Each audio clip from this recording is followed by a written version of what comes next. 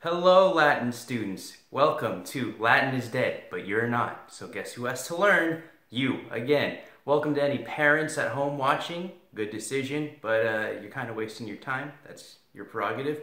Today, we're going to be going over John 3:16, in Latin, of course. What else would it be? But speaking of that, some interesting facts and trivia to give you about the history of Latin and how it kind of relates to the Romans and the New Testament.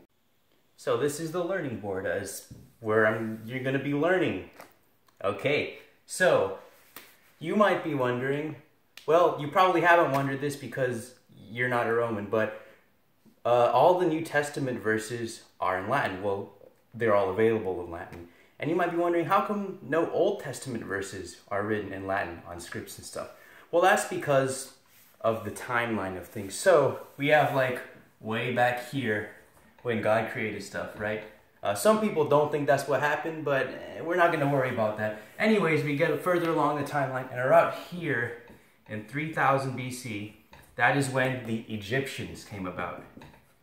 Now, what's interesting to note about the Egyptians is they were the ones who created language, sort of the written, they were the first to write, and they had the hieroglyphs, right? And if you'll recall, somebody from the Bible was around during the time of the Egyptians, and that guy is Moses. Now, if you recall, the one who wrote Genesis and Exodus and all those was actually Moses, because they didn't have writing at the time of Adam and Eve. So, if we move along this timeline, because we only know one timeline, right? We get to about 500 BC, and that's around the time the Romans kind of started. It's a little bit dubious as to what exactly led to the founding of Rome. Some people say it was these guys, Romulus and Remus, who were raised by wolves. Some people just say it was some Greeks who broke off.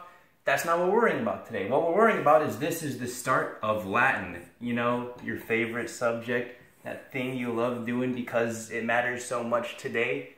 This is about where Latin came around. And the Roman Empire lasted about until 500 AD. And you know what happens right in the center? That's right, it's Jesus. That dude, I'm sure you know who he is. So the reason that the New Testament is all available in Latin, like we have scripts and stuff for it, as in scrolls and wax papers and all that, is because the New Testament started with Jesus, and the Roman Empire and the language of Latin started a little bit before Jesus. That's why we have Latin and Bible verses in Latin. Everybody knows John 3:16, right? It's that thing that's on everybody's fridge, on their desk, on their wall, somewhere underneath, like, you know, a nice picture of some lady holding a little baby sheep. That's symbolic, obviously, because Jesus is the lamb, the shepherd. Is he the lamb or the shepherd? I think he's both. I mean, are you doubting what Jesus can and can't do? I'm not doing that. So, what we have for the Latin is not quite how other Latin stories are written. So, a little breakdown into how big works of literature were written in the Latin and Greek days. So, you might have heard of such things as the Odyssey, or perhaps the Iliad. I don't know if it's two L's or not. In fact, Anyways, these are what we call epics, as in very large poems. And the way epics are written is in something called, I'm not going to write it out, you can look it up yourself, dactylic hexameter. And a dactyl has to do with pronunciation, well, rather stress in Latin. And what I mean by stress is, we use it in English too, like if I said something, a sentence generic, like, I didn't say I punched that guy, the emphasis is on that, right? If I said, I didn't punch that guy, suddenly the emphasis is on me. It takes a whole nother meaning, right? Stress was used in the same way for Latin, and there's certain guides to how things are pronounced, such as two consonants together is typically a long syllable, two vowels together is typically a short syllable, things like that. It's complicated, I don't know everything, and it's also not important. You know why? Because Latin is a dead language. So, what we have here is a verse. You want to get in closer so you can look at that? This verse, because I don't I don't own any video editing software per se because it's expensive. You have to buy it. So we're going to do this, which is a little bit more jank. But it allows me to do things like this point, right? So we have this verse here. And I'll go into a little more about the translation and all later. But for now, why don't we just read it? I'm not going to read it in English because you've heard it 1,000 times, right? We have sic enim dilexit Deus mundum, ut filium suum unigenitum daret, ut omnis qui credit in eum non pereat sed habeat vitam aeternam. So, I'm going to go back over some pronunciation rules that I'm sure you've been told over and over again, but you seem to forget because, what was it? Ah yeah, Latin's dead.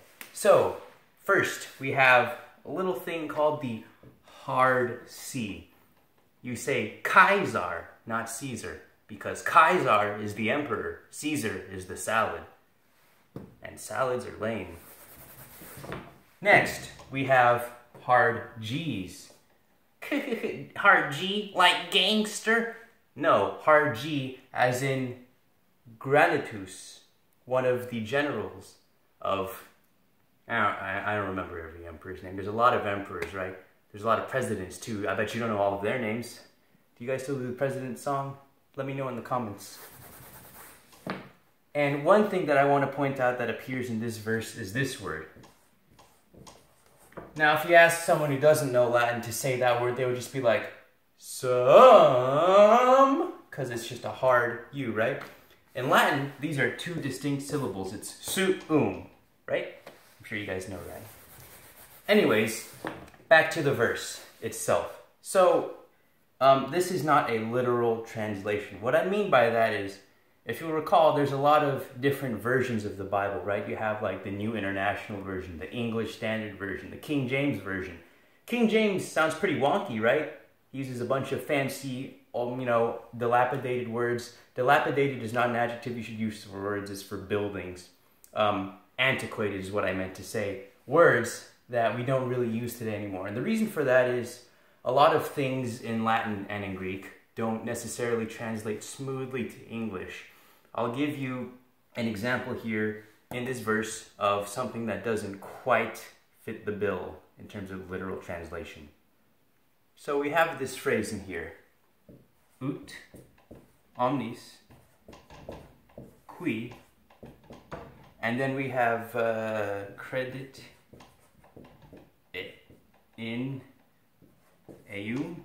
This is bad handwriting, my apologies. This is all one line I want you to keep in mind. It's just I'm going to be focusing on different parts of it. There's an I in. So, ut is a word that can mean a lot of things in Latin, but in this case it means so. It's being a relative, I forgot the word. You think I know, I just took a linguistics class. But this means so or so that. It creates a clause, a dependent clause here. So, within the English translation, we have that whosoever believeth in him. So that's, you don't say whosoever or believeth today, right? What it more literally means is omnis comes from omni, which means all, right? Qui is a relative pronoun, which means who. So it literally means that all who believe in him. Eum is a pronoun meaning him. Do you need to explain this one? Does anyone not know what this word right here means? If you don't, drop out. No, never drop out, because anybody can learn. And if you're here, that means you're here to learn, because it was a necessary video assignment. You think I make these for fun? I do it for the cash. The 33 cents I get every time I make one of these. Credit means trust. Little fun fact about credit. Well, it comes from credo.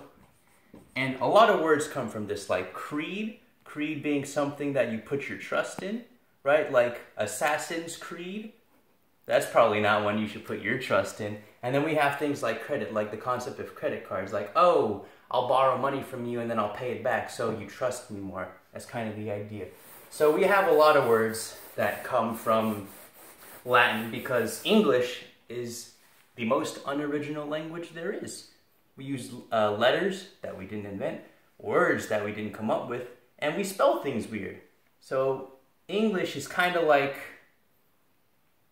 a stroganoff, except it's not beef, it's garbage. John 3:16, King James Version.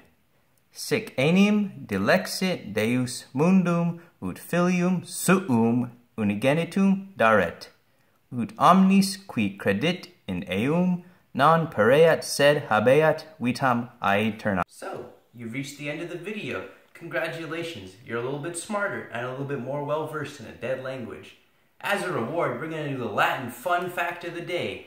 I hesitate to say day because in no way am I going to do this every day because I like myself and it's not worth the 34 cents I make per video to keep doing these. These take about 12 hours to record, edit, produce, upload, and then I get all these copyright, corporations come at me like, hey, you're in talent on the market, you want to be in the next Fast and Furious movie? And I'm like, no, get away from me, Vin Diesel.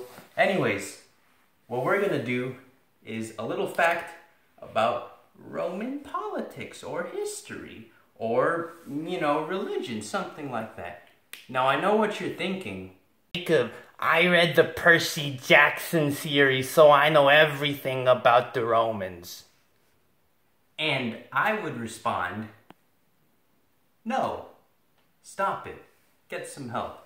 Anyways, the point is, the Rick Riordan books are by no means inaccurate or not good. They're very good. They're entertaining and they're educational. However, it's not the hard-hitting facts you get here on the, I can't say Learning Channel, I can't say Discovery Channel, and I can't say the Latin Channel because I'm not going to do just Latin stuff, I think. Anyways, today's fun fact is... Whoa, where did he go? Right here. So what we're going to talk about is this little thing right here. Now, if you look at that, it's like, wow, that's two guys and a lot of letters. So this is actually an arch in Rome. Something that the Romans did, or didn't do rather, is punctuate, space, capitalize, or use anything of the sort.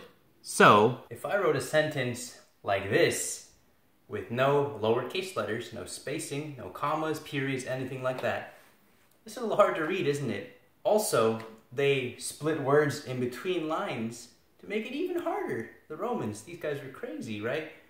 If you can't read it, it says, hey, Latin is dead, but Jesus is alive. Hallelujah, Lord. If you don't believe me, you can pause the video, zoom in on your little computer screen, and tell me if that's what you think. My handwriting's not great.